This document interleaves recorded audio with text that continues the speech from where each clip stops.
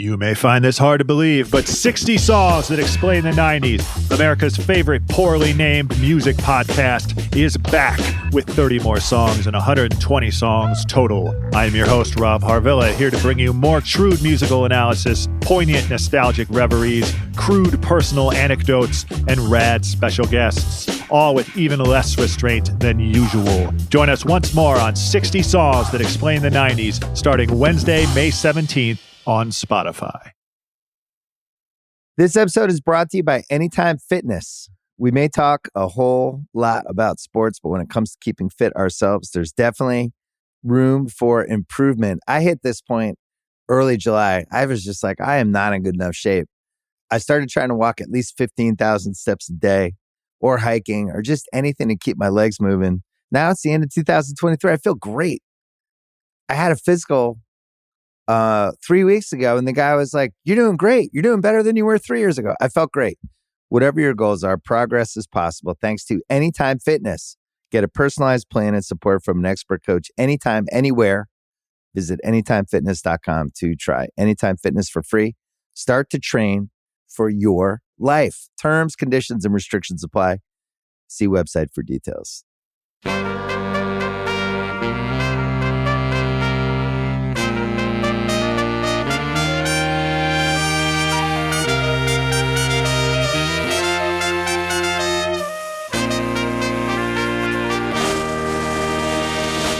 Welcome back to another episode of the Ringers NBA Draft Show. My name is Kevin O'Connor, and joining me, as always, is the Ringers J. Kyle Mann. What's going on, man? We're here in person in L.A. Yeah, what a thrill. What a thrill. And we finally get some answers, Kev. We finally get a little bit of a map to kind of figure out how to talk about what's going to actually happen. We don't have to just kind of talk about the prospects, like we get to start figuring out what decisions are going to be made, and this is where it really ramps up and gets fun. Well, there was an epic game one between the Lakers and the Nuggets that we just got done watching. We'll talk about that on other podcasts, but tonight, for this pod, it is a draft show, Kyle. So we're talking about what happened hours earlier, what could have changed the NBA. Everything was chalk with the draft order. Up until the 5th pick, the Pistons get pulled. They move from 1 to 5. Disappointing, sad for them. But then we get to the top 4, and the San Antonio Spurs get the number 1 pick, from David Robinson to Tim Duncan to now Victor Wembanyama. 3 number 1 picks in their history, 3 bigs. And here we are, Kyle. This changes absolutely everything for the Spurs and the NBA as a whole, with Wemby now going to San Antonio. Pretty good slugging percentage historically for the Spurs in this spot. And it's funny that, like, I was talking with you about, you and I in person went to witness the what I have described as basically like a religious experience of the Wemby versus Scoot in Vegas, where post game you and I were just kind of at the beginning of talking about, and I think everybody kind of saw this on the horizon, that this made sense from naturally San Antonio, the team that honestly was like they put international like scouting and stuff. They were the team that were light years ahead in that sense. So you were just like, doesn't it make sense for Pop, who's a guy sort of at the like an inflection point of his career where it's like, will he keep going? He doesn't have to. Wemby is like a breath of fresh air, assuming Pop decides he wants to keep going. Why would he not? Yeah, and why would he not? What a way to sort of a thing to start. He probably won't go the duration of Wemby's career. For Wemby to stay healthy, ideally that would be the case. But it's something we saw coming, and we still were just. It just seems like a great situation for Wemby. It's a great fit for him, and he'll be comfortable. And they're a franchise with a lot of like alumni that can help him too, and including a great Frenchman in Tony Parker. So I'm sure that'll be something there. And I think for Wemby going there to Pop, he's 74 years old. I can't imagine if Wemby has a long, healthy, fruitful career, 15, 20 years for Pop. Boy, oh boy, I doubt he goes that long. If anybody could do it though, got that wine longevity. Yeah. You never know there. But you're right. Like regardless of how long Pop goes as the coach of the Spurs, I think with San Antonio, even when they had Tim Duncan, nobody watched the Spurs. Like they were considered a boring team. Nobody really kept eyeballs on them. They're in one of the, let's just be honest, of the 30 NBA teams. I've never been to San Antonio, but from what I hear, one of the more boring cities. Ouch. So they don't get a ton of coverage. Watch out, Barkley. You're going to have them coming for you. Don't comment on the women, KOC. And now though, they do have that basketball fit that works. I think for them, Jeremy Sohan, all rookies team player, he's dyeing the hair. He's acting like Dennis Rodman. Cosplay. He's great on defense. He improved on offense as the year went on. He can play make a bit. He improved as a shooter. But Devin Vassell and Keldon Johnson, those guys are the more proven commodities at the wing spot. Vassell, one of the better mid-range pull-up shooters in the league. Great three-point shooter coming off screens and handoffs. Like, I'm already getting super excited with him and Wemby with the chemistry that they could have together. And Keldon Johnson, him attacking closeouts, him on defense. I think for the Spurs, you plug Wemby into this. You said it on our draft preview show. The Spurs are one of those teams where they have this good talent, Vassell, Johnson, Sohan, but they didn't have that centerpiece. And now that they have Victor Wembanyama there, I mean, they have a guy who in his, Brian Windhorst flies out to France and interviews Wemby for a minute on ESPN after the pick was made, after the pick went to number 1. The pick has already been made, to be fair. Wemby looked like he was running on fumes. That was some incredible footage. 2:30 a.m. He was right? like, let's get there. Come on, let's go. Yeah. But he said in that interview with Wemby and Wendy, that could be a podcast. There we go. Yeah. Well, Wemby said to Wendy, I'm ready to start competing for championships ASAP. The Spurs have this young nucleus, but they also have $40 million in cap space. To me, the Spurs suddenly become a team where you're thinking, well, what do we want to do with that money? Do we want to start competing now? They're 30th in defensive rating last year. Could they go after a Brook Lopez? A veteran, could they overpay to try to steal him from Milwaukee? $25, $30 million annually? I mean, I don't know. That's where my mind's going right now with the Spurs, Kyle. Could they become very good very soon? Yeah, you start to wonder, like you said, 30th in the league last year. A lot of that is, I think that adding a rim protector, a true schematically versatile rim protector like Wemby, no offense to Zach Collins, who's probably just snapping his fingers back to the bench for Zach Collins. Great trajectory. No, I mean the interesting thing about Wemby, I think the face-up aspect of his game, the fact that he's not a true 5 that's he offensively isn't a guy who's he has to have his back to the basket. He has a face-up perimeter skill set. And I made the point in the past that he sort of projects as a sort of a more positive version of what Kristaps Porzingis does, but he brings you more stuff. So I think that's one of the interesting things about when we were coming up to this draft about where he might go is what types of bigs can he not play with? So if you start thinking about if they went after a Brook Lopez, or we talked about Indiana, could he play with Miles? You could get a true physical guy down there, and then you get a guy who can roam and give you elite roaming rim protection as a helper, because his closeouts are also crazy too. He just gives you a lot, and it makes you wonder.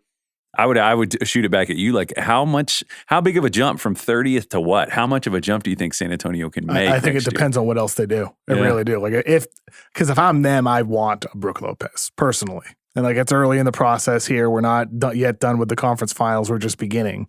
But looking ahead, I just think that other teams on the market, there's not a lot of teams with cap space. I don't think the Bucks are going to have a ton of competition for Brook. And maybe he would want to stay there even on a discount to try to run it back and compete for a championship. But if you can offer double or near double what the Bucks are offering, there's nobody in the league who does what Brook Lopez does. He offers what you're saying. He can be that roamer. He can be that beefy guy who's defending the Jokic's of the world. And then Wemby could be your roamer, because Wemby can do that too. So to me, I think if I'm the Spurs, I want to try to start winning ASAP, just like Wemby said he does, because that's also rooted in the belief in Devin Vassell and in Keldon Johnson. And you know who else is going to want to win as well? Greg Popovich. For sure. So Pop is going to want to get going winning too. And for all these other teams that fall down and don't, result in Wemby, sorry to all of them. Charlotte does move to number 2, though. They had the 4th best odds. And, we talked about them again on our draft preview show. And now they're in a position to do something that you said could be a positive for them, which was pair Scoot Henderson, point guard out of the G League Ignite, 6'2", explosive guard, Westbrook-esque, that type of player with LaMelo Ball, who can play with and without the ball. We've seen him flourish without it as a shooter. He can move without it, but he's at his best as a playmaker. But they are at the inflection point of the draft here. This is really where things get started here, because they could also go with Brandon Miller out of Alabama, 6'9", has playmaking instincts in his own way, a better defender. He's bigger. He's a better shooter than Scoot. To me, Miller's the clear choice, but this is going to definitely be something that is debated within that Hornets front office because there's a lot of logic behind pairing Scoot and LaMelo and having that be some supercharged backcourt, right, Kyle? Yeah, and I think you could potentially put LaMelo out there with Brandon Miller, and then like if you want to keep PJ around, I think that makes sense. I think those two guys could play together. But I do think PJ Washington should be a keeper. Yeah, and I think he's just kind of been waiting for a situation that makes sense for him. Like I think he's like an interesting 4.5 in this league that just needs to find a good situation. But yeah, I mean the Scoot and LaMelo thing makes sense because I think often when we think about NBA teams, we think about someone taking like the lion's share of the touches, and that's just the way that a team works. When really increasingly teams are moving towards this direction of like you want to have more. You look at OKC. Clearly, they have a guy who is like the tip of the spear for them. He's their primary scorer, but they have two guys that get a ton of reps, that get a ton of touches. And I think to be like a multifaceted, dynamic offensive team, you've got to be able to show multiple looks like consistently. A lot of guys can have a lot of touch, and I think if you had Scoot on ball, I think you get just as much of that playmaking because LaMelo is a promising relocator as a shooter. I think that his passing skill set doesn't like require him to have the ball in his hands all the time. I think there's like a fire and ice kind of thing that is really nice. And I think personality-wise, Scoot would be a good fit for LaMelo. I like that. I mean, both of them, I'm fine with either. I'd go Miller. I think he's the better prospect, but Scoot LaMelo would be exciting in its own way and make a lot of sense from a basketball standpoint. And what Charlotte does is going to have a direct effect on the number 3 pick with Portland because Portland moves up. You know, they're the one team that did slide into the top 4, bumping down the Rockets and bumping down the Pistons. So, look, man, I think for Portland, they have Damian Lillard, who has already expressed that he doesn't want to have, go through more of a rebuild and more young players. Well, now your team's got the number 3 pick in the draft, and it's very possible Scoot Henderson could be the guy on the board there if the Hornets go with Miller at 2, which could happen. Scoot Henderson's a point guard. Damian Lillard's a point guard. They already have Anthony Simons. You're not going to draft a third smaller point guard. Like Scoot looks like a NFL linebacker. Shaden wants to evolve on ball too, so you got a lot of mouths to feed on that front. Absolutely. So for Portland, it's a position right now where I could see them doing anything. They could keep the pick and draft Scooter Miller and trade Dame. They could keep the pick and keep Dame and say, you know what, dude, like maybe you can win with this guy. They could trade down. They could trade out. They could try to build with Dame. They're another team just like Charlotte. San Antonio is the only certainty. 2, who knows? 3, they could go any direction. Like somebody could move up to this point as well. Like Orlando has 2 firsts. Yeah. 2 lottery picks. Yeah, I guess it really depends on what you'd have. I mean, you have to look at the fit and the needs for those teams in the 4 through 10, 4 through 14 range and think, are any of them going to covet Scoot? We talked about this. Yeah, I remember I think it was probably a month or so ago. I kind of was wondering if this ended up in a situation where they had the opportunity, or it was implied that they would get Scoot. I wondered if they would trade out. I kind of feel like that's what they might do because it seems like, doesn't it kind of feel like the feeling, when you put your ear to the wind, whatever, like it just kind of feels like they're leaning towards doing whatever they can to keep moving in the short term with Dame. I could see them because they just don't have any need for a Scoot. Will long term, will Scoot be better than Simons? Do we know that for sure? Not really. I mean, like Simons is really good. Yeah, Scoot's a better playmaker though than Simons, I believe. Yeah, I don't know that it's like a total like a for sure shoe in, but it's like I could see them totally trading out if they it could happen. And a lot of teams could. I mean, you mentioned the needs of teams 4 through 10. I said Orlando with 2 lottery picks, 6 and 11, but it could also be somebody like the Rockets saying we want to move up 1 spot to number 3 to assure we get our guy using, a bundle of our future picks that we received through numerous other trades. Like Houston could move up as well. There's a lot of teams that could try to, and the Rockets do fall to number 4. They had the second best odds. They're the second biggest loser in this year's lottery. The first biggest loser is the Pistons at 5. We'll get to them in a moment, but Houston, man, at number 4 at this point, in my mock draft on the Ringer, I have them taking Amen Thompson out of the overtime elite. And for them, you think about the position that they're in right now. Obviously, you want to have Wemby. Goes without saying. You would have loved, Brandon Miller for that matter too. But Amen Thompson's a really high upside player. And I think about the fit with him and Jalen Green. two hyper athletic guards in the backcourt. Green, less of a playmaker. Thompson, more of that driving force. And Thompson's more of an energizer on defense as well. It feels like there could be something there that could make sense with the backcourt with him and Green, and then with, you get Jabari Smith and Şengün and Tari Eason and a bunch of quality young talent on that team. Thompson could be the piece that they actually need at number 4. Yeah, I mean, an upgrade at like rim protection, like a rim protector would have been like the nice thing, but I don't think that there's a guy that makes sense value-wise to reach for at that point that high. I mean, the one thing your mind goes to is like Thompson and Jalen Green they're skinny. I mean, like skinny backcourts can get picked on pretty easily. My question for you, and this is just hypothetical in the moment here, I mean, like Anthony Black versus an Amen Thompson, they offer similar things, but it's just Amen is such an off-the-charts athlete. I was telling some of our guys that we were watching the game with it. Like, I mean, next year he's going to be arguably the best perimeter athlete in the league. I mean, Amen will. I mean, which one do you go for? I mean, like Black offers a lot of the same things. He's like a monster defensively. He takes a lot of pride in it, gives you a lot of energy, gives you that connectivity. But I definitely could see them supporting Jalen in the way that you're talking about, like just giving you some more switchability, cross switch, take away some of the pressure for him to guard the ball. It makes sense on that front. I think Houston's also another team that could move out. It's very possible at number 4. That's something that's been, kind of out there throughout the year. Like, well, who knows with Houston? If they don't get number 1, they could be a team. We know about the James Harden potential interest. Maybe they try to move number 4 for another player, sign Harden, trade 4 for, insert, top 30, top 40 player here with other picks. I mean, Houston could move out as well. Like, this could be the way this draft shook out, it went chalk up until number 5. But the way those teams landed in the top 4, I think makes for a very, very interesting next handful of weeks leading up to the draft when it comes to the trade market. And then at number 5, the Pistons.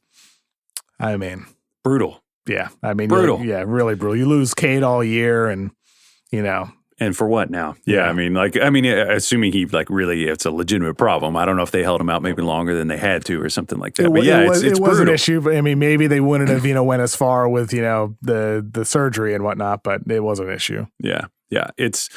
I was noticing kind of a phenomenon with this draft where it seems like for the teams, you and I had a conversation last week about like there are some teams that have the absence of sort of a roadmap for what they want to do, and kind of going from nothing to having a roadmap is like the hardest thing to do. I think for the teams that are like the furthest away out from in that like 3 to even to 10 range, I feel like it's especially demoralizing because if you're really far away, I don't feel like there are like these surefire, like if we take this guy, his like superstar or even star or even like just the upside feels lower to me past like the 3 spot. So it just seems like the teams that are closer, like in Orlando, it's not as devastating, whereas if you were like the Pistons or the Rockets, it's a brutal beat. Like the consolation prizes are fewer, I feel like, in the top 5. I mean, I guess it depends on your evaluation of Cade Cunningham. If you view Cade as a guy who's going to become a top 10 player in the league, then you're like, yeah, well, we got our guy. You seem skeptical. You're looking at me like you don't see that upside with Cade Cunningham. Who was a number 1 pick? Just to give you an idea of how the number 1 pick varies from year to year. I mean, I was a huge Cade defender, like from way even before he got drafted, and I don't know about him becoming a top 10 player. Because that's a tough racket. There's so many good players, but like, who out there do you think even thinks that at this point? Maybe even outside of the Pistons org. I don't know. I mean. It would have been. They lost a lot. There's no way around it, and I don't know that there is a pick for them at 5 that is going to like really make the needle move. Do you think they'll stay put, the Pistons? I don't know. Yeah, I don't know. I mean, it just sucks. It seems like there could be like way more movement than normal in this draft. Absolutely. I mean, because then when you go to Orlando at number 6, they also have the 11th pick via Chicago with the Nikola Vucevic trade from a couple of years back, and Orlando they have so much young talent already. Franz Wagner, Wendell Carter, Paolo Banchero were the number 1 pick last year. Even Fultz is still young. I mean, up and down their roster, they have a lot of good, young, talented players, and the way they closed that season, how competitive they were. I mean, they almost lost their lottery pick. They almost snuck into the play-in. They could be a team with 6 and 11 that says, hey, Portland, don't you think 2 picks would be more beneficial for you with the start of this rebuild than 1 pick? Or like, hey, Houston, maybe you just want to even add more assets to your pile. Maybe you like the guy you want at 4. Maybe they want Anthony Black, not Amen Thompson. They can get Anthony Black potentially at 6 instead of at 4. It could be that type of year this year. I'll tell you what, I don't even know if 6 and 11, that might be too much for number 4. Yeah. Because it does I think it out. is. That's what I was thinking when you were saying that. I would stay put if I was Orlando. The only thing about you want to draft 2 then. 2 guys to kind of like fill the gaps around everybody, like a Cam Whitmore, Grady Dick at 11, maybe something like that. This is what I thought all along they might do. I don't know that they're going to be able to pull it off because these 2 guys might be off the board, but I had pegged for them like Whitmore or Kaysen. Like those were the 2 guys that I was like, these 2 guys make sense. Like we talked about Whitmore. The touches are accounted for. It's a great developmental path. What do you like him. about Whitmore? Whitmore is, I mean, he's just a sports car of an athlete. I think you compared him to a car in your draft guide, didn't you? I think a semi-truck with a Ferrari's accelerator, something like that. He's big, he's powerful, but I think that he has like switchability. Like I think that he could give them, like he could be a tough assignment defensive player for them in a way like you don't force Franz to guard. Like I just think it gives them switchability upside that's really interesting. And then if you manage to get him and Kaysen, then I think they really need fluidity in their like movement shooting. I think they need another movement shooter on the floor to help them get some grease into the offense. But I think those 2, I mean, you could even just trade one of the picks. I mean, like I think they stand to answer some of their questions, though. Like you said, it flattens out in a way where I think I would just make the picks personally. At number 7, the Pacers. In my mock draft up on the Ringers NBA draft guide, I have Taylor Hendricks out of UCF going to the Pacers. I just view Hendricks as one of the more versatile defenders in this year's draft. He would be a great fit next to Miles Turner in that front court. You'd have a 5 and a 4 that could both space to behind the arc. You'd have a great pairing for Tyrese Halliburton. Anybody can fit with Halliburton, to be fair. But Hendricks is a good shooter. You know, he can screen and roll like he did in high school and occasionally in college. Hendricks, to me, is one of those guys, whether it's Indiana or somebody else, in the middle of the lottery could end up an instant impact player in the NBA with upside long term. Yeah, I think he'd bolster your offense in a way that like he's going to get open shots with that group. I mean, you know, we've talked a lot about sort of the pain points in his development. I think are like him attacking closeouts and like him just developing his off the bounce game. But we had similar questions about Keegan Murray last year and the way that he did, and you know, he went into a situation where the role was sort of defined. But the defensive thing that you talked about, I think, is key because last year Indiana was like 4th in the league, I believe, in switches on ball screens, and they were by far the most ineffective switching team in the league. So clearly, if you read into that and say that's some part of the plan for them, that they want to continue to grow in that way, Hendricks would be a pick that would make sense going both directions. I mean, I've heard people talk about Jarris Walker there too, to give you some more beef to guard some of those bigger players and things like that and contain ball pressure. But either one of those could make sense for me. Yeah, I'm with you there. I mean, like the way they play, they clearly want to be a switching team. So whether it's Hendricks or whether it's Jarris Walker out of Houston, somebody like that would make a lot of sense for them, considering their current core and the way that the style of play that they do on the court. So I think, you know, after that we get 8 and 9 Wizards and Jazz. You know, this is at a point of the draft where who knows what could end up happening, where players could go. This is where things really start to flatten out. The Wizards, it's going to come down to what happens with Bradley Beal. Other than that, they're a clean slate. The Jazz, obviously, Lauri Markkanen, you know, he wins Most Improved Player of the Year. He's an all-star. And Walker Kessler, all-rookie team, you know, one of the best rookies in all of basketball. They have a lot of good there. But for the most part, the Jazz and the Wizards feel like just clean slates, right? Oh, yeah. I mean, I had kind of like broken down by teams, and I was writing down what their core was and what their thing is that they need to address. And for both the Wizards and the Jazz, I just wrote, doesn't matter, ! Because they just need to go with what, like you said, like with the Wizards. I imagine the Wizards are like one of those yard sales where you ask the person, is this for sale? And they're like, I feel like if you went to the Wizards yard sale and asked them, hey, is this for sale? And you kick the tires on whatever it is, everything's for sale. Like I think there's nothing that, knowing the Wizards, my thinking here is like the total opposite, because they seem to do the total opposite of what I think they're going to do in most situations. And it seems maybe their ownership group is pretty motivated by staying kind of not bottoming out all the away. If I were them, though, I mean, it's just best available for both of these teams, I would think. Wouldn't you? No, for sure. There's no doubt about it with both of them. And the Jazz are especially interesting, though, considering their amount of picks that they have. If Utah had moved up to number 4 or number 3, I would have been very interested to see, hey, what can they do to move up to number 2 with the amount of draft capital that they received for Donovan Mitchell and Rudy Gobert. But at number 9, even then, I mean, I'm intrigued. Like, what could they do to move up to 4? Could they put together enough picks to move up to that spot? Is there a player Danny Ainge is targeting? Or maybe does he just want to stay put at number 9 and take the best available player there? Number 10, the Mavs. They would have been, as we said on our draft preview show, the most, it would have broke NBA Twitter if the Mavs got the number 1 pick. The Spurs didn't quite as much. Everybody's, celebrating in their own way. It's very cool that it happened, but Twitter would have shut down if the Mavs moved up from 10 to number 1 to pair Wemby with Luka. With that said, they didn't. But they did keep their pick. Yeah. If they had fell to 11, they would have lost it to the Knicks. So their tanking for a couple of weeks was at least a success to keep their draft pick this year. At number 10 is very similar to 8 and 9 here. They could go a lot of different directions. I could see them as a team, if they want to add another ball handler to their rotation, somebody like a Cason Wallace out of Kentucky. I mean, his defensive presence, everything that he can provide on that end, the complementary, shot creation next to Luka being your primary could make sense for them. Also, you could go, to a Jarris Walker type. We talked about him briefly earlier.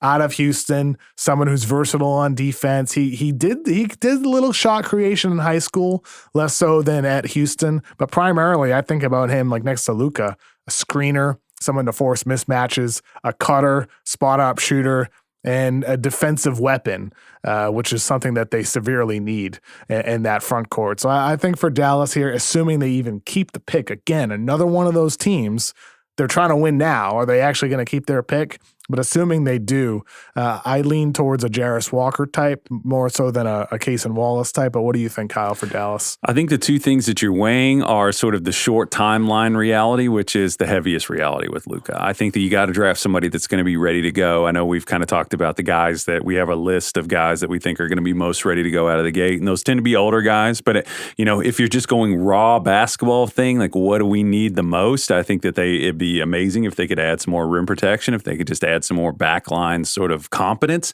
But reaching to number 10 for that kind of thing, I just don't know that they're going to do it. Are you really going to reach for a Derek Lively at 10? Are you going to reach for like a Najee? I don't think it's going to happen. So I think it's more likely that they're going to hope that one of these guys that maybe like a non-shooter, I think is probably a tougher sell for the Mavs at this point. But again, I know we keep saying Cason, but I think somebody that can, like we said, cross switch with Luka, that's something you always want to try to find. And if you can get somebody that has some playmaking upside too and some shooting upside, that would be a home run. But is that guy going to be available at 10? Like, I don't think they're going to go for like a Grady Dick. I don't know that it's going to be, that seems like adding another defensive potential liability for them with a team with like championship aspirations. I don't know that they're going to do that. Yeah, I'm with you there. And after that, Orlando, we talked about them earlier as 2 picks at 6 and 11. OKC at 12, Toronto at 13, New Orleans at 14. It was all chalk there. Any thoughts at the top of your mind for those teams at the back of the lottery? For OKC, I guess it's a question of you're well on your way. You're a team that's very much knocking on the door. I wonder if they're going to stay there because I don't know that they're going to be able to get kind of what are you looking to add? I don't know if you're looking to add another like dribble pull-up shooter. I would assume. I mean, you had Nick Smith attached to them at one point, didn't you? I believe I had them in there as a pick in a mock. In the current mock draft, I have Leonard Miller out of the G League. He's been a fast riser throughout the draft season, but it started at the end of the G League season. Leonard Miller was spectacular for the Ignite to end the year. Numbers up across the board, shooting efficiency from inside the arc, behind the arc, volume was up, everything was better. And since the season ended, he has really been hard at work at P3 on his shooting mechanics. And the people I talked to around the league are like, it seems pretty real. So if you have Leonard Miller he came in at 6'9", I believe, at the NBA draft combine measurement, 6'9", with his length and versatility on defense. He can handle a little bit for you. If the shot's for real and he produces a lot like he did to end the season for the Ignite, he's the type of player that it feels like OKC could take a swing on at number 12 if he's even there. Leonard Miller could still rise more. That's my understanding with him. We'll see how it pans out, but keep an eye on Leonard Miller. Yeah, he's one of those. Every year there's sort of and sometimes this is inconsequential, and sometimes it's the little differentiator that you need to say, like, okay, this guy's special. I mean, he was definitely one of the combine guys that, as you're kind of perusing the spreadsheet of looking for numbers that pop out, I mean, your eyebrows went up when you saw Leonard Miller because he's lanky. I mean, he give you some more. OKC's taking a gamble on a few guys like this. Usman Jang is a guy last year that was my guy. Poku. They just keep taking the stabs, and it's like you add another guy who, I mean, bring him along slowly. He's not going to be expected to handle the ball much with OKC. It's going to be, it's Shay's. It's his show. Yeah, catch and shoot, and attack the basket and take defensive assignments. I'd assume he'd spend quite a bit of time in the G League if OKC did pick him up, but he's somebody that the optimists have to be feeling pretty good about him right now because the movement on him is pretty positive. For sure, absolutely. And I think with Toronto and New Orleans, I mean, they're in an interesting spot at the end of the lottery because a lot of the guys that I have in that range are guard types that could fit there. Think about Toronto. They have Scotty Barnes, Pascal Siakam, OG Anunoby. They're loaded with wings. They got Jakob Poeltl at the deadline who helped bolster their defense, but they need more shooting, especially if Fred VanVleet leaves this summer. But even if they does, they do need that help there. So I think a guy like Kobe Buffkin out of Michigan, that's who I have slotted in there in my mock draft right now. Think he'll climb that high? Very well could. There's a lot of late lottery hype for him right now. Buffkin, two-way guy, gritty defender, very tough on that end, can handle the ball a bit. I'd love to see a two-man game with him and Scotty Barnes running dribble handoffs together. Could be pretty exciting. Or even like a Nick Smith, who I have at New Orleans at number 14, but a Nick Smith, a guy you've liked throughout the year as we've talked about the draft, and up and down for him, but there's no denying his scoring talent and his length and his ability to kind of make plays even when he's not scoring. So, in that range of the draft, the Keontae Georges of the world, a Jordan Hawkins type, feel like those teams, or if Grady Dick were to slip a little bit to the back of the lottery, somebody like that could make a lot of sense for Toronto or New Orleans based off their existing personnel with the forwards that we mentioned with Toronto, and then, of course, with Zion and Ingram, theoretically, with New Orleans, but definitely guys like Trey Murphy and Herb Jones, they could use some backcourt help alongside CJ McCollum. Yeah. With Toronto, it seems like their tolerance for drafting guys who are going to be put strain on kind of defensively what they're trying to do, it seems like their tolerance for that is pretty low. So, but I also do think that, you gotta play both sides of the ball, and it doesn't, like the VanVleet thing you said about Keontae George, I think is somebody, one of the better like pick and roll dribble pull up shooters in the draft. Up and down year for him at Baylor, but they're definitely a very impressive guard. Yeah. And, Buffkin also makes sense. I think somebody, he just adds some more kind of fluidity to your offense. I don't know that they're going to like reach for like a Jordan Hawkins type or like, it makes me wonder who is going to reach, not trying to make it about Jordan Hawkins here, but what team is going to use him, or what team does he make the most sense for? Because what he does is very specific and very, very useful, but it's kind of, he's not a big time driver. So you think he's probably going to go to a team that runs a lot of off screen offense, maybe a Miami or the Warriors. But we were talking about Buffkin with the Warriors makes sense, but like, it sounds like you are unsure or not confident that he'll even be there. I mean, there's still a long way to go. I mean, there's another over a month until the draft, and the combine is only beginning this week. We're recording this on Tuesday night, Wednesday, Thursday, Friday, big day ahead, and then you get pre-draft workouts, pro days. I mean, we know the order now, though, Kyle. Oh, yeah. We know the order, but there's still so much that's going to be happening over this next month. We get a lot planned on the draft show. Definitely going to bring on our friend Tyler Parker to talk about Oklahoma City. A whole bunch else coming as well for the next, 6 weeks, Kyle, leading up to the NBA draft. I'm fired up, man. What a night, man. Congrats to Spurs fans and the Spurs front office and Greg Popovich at his old age at 74. Getting to coach all these legends, and now a legendary prospect in Victor Wembanyama. Last thought with Wemby. Woj and all of them on the pregame show were like talking about Wemby as the greatest prospect ever. I was hoping you'd say this. Yeah. I think it's a bit much to say he's a better prospect than LeBron James. And I think Wemby is probably the second greatest prospect ever. Maybe the third. You could say Kareem as well. If you want to go back further. But since LeBron, he's the greatest prospect we've seen. But greater than LeBron? I don't know. I feel like those are probably the three. I think if you think about like what Kareem was, he was just a can't miss, had been like a 3-time national champ, player of the year, was an unstoppable player at all levels, a unicorn, an alien in a similar way, physically phenomenal. I think that those three guys have that in common. Yeah, I was surprised that Woj seemed like he really wanted to hammer that point. He said it several times. Yeah. And I was like, yeah, but like what LeBron does, you can't understate the uniqueness of that and the longevity too. I think the questions about longevity are the thing that makes too that you have to consider in there. It's like it was less of a worry, I think, about like LeBron's frame. We'd seen a frame like that work. Now, if Wemby's frame, I don't know. It's the history of players that are over 7'2" is very mixed. Yeah. A lot of those guys have short careers. A lot of them have injury-riddled careers. And with Wemby as lean as he is, that makes things especially interesting as well. He has played every game for the Mets 92 this year and for the French national team, but they play like once a week. Yeah. Once a week. That's part of the reason why his camp made him sign there, so he would play every game, and so he wouldn't have an extensive NBA-style schedule. But guess what?